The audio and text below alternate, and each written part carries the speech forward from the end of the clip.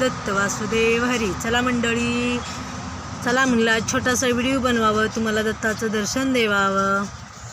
कसं वाटलं? आमच्या घरासमोर मंदिर आहे छोटंसं.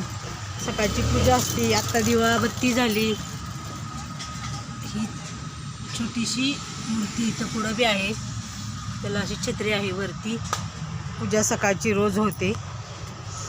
आणि इथं सिंहासन असं वाघाचं आहे, खूप छान वाटतं. आणि दारात तुळस बी आहे इथं देवाच्या मंदिरापाशी.